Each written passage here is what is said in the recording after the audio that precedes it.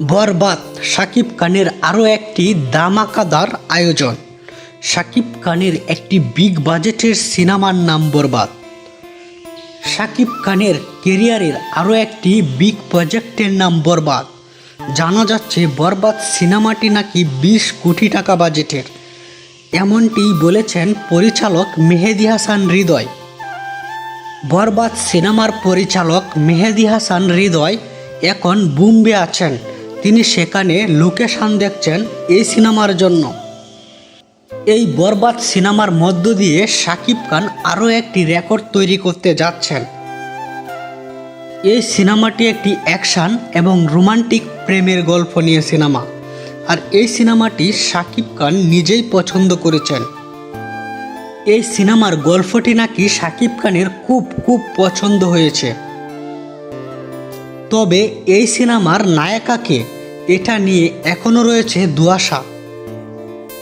সর্বপ্রথম জানা যাচ্ছিল এই সিনেমার নায়িকা হবে কলকাতার ইদিকা পাল। এর আগেও শাকিব খানের সাথে তিনি জুটি বেঁধে অভিনয় করে একটা সুপার ডুপার সিনেমা উপহার দিয়েছিলেন ইদিকা পাল। সেই সিনেমাটি হলো প্রিয়তমা। জানা যাচ্ছে প্রিয়তমার নায়িকাই হতে যাচ্ছে শাকিব খানের এই সিনেমার নায়িকা। কিন্তু একটা ঝামেলার কারণে এই সিনেমায় ইদিকা পালকে রাখা যাবে না বলেও জানা যাচ্ছিল। তারপরে উঠে আসে সাবিলা নূরের কথা। সাবিলা নূরকেও নাকি নেওয়া যাচ্ছে না ভিসা জটিলতার কারণে। এর পরপরই প্রশ্ন ওঠে, তাহলে এই সিনেমার নায়িকাকে?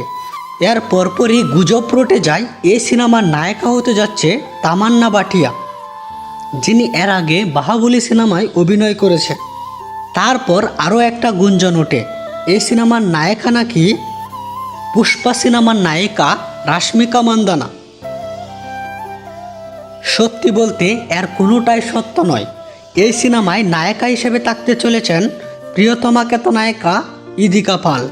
আর শীঘ্রই এই সিনেমার শুটিং শুরু হতে যাচ্ছে।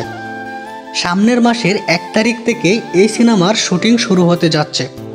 তো বন্ধুরা, এই সিনেমা নিয়ে আপনাদের অভিমত কি জানাতে ভুলবেন না কমেন্ট বক্সে।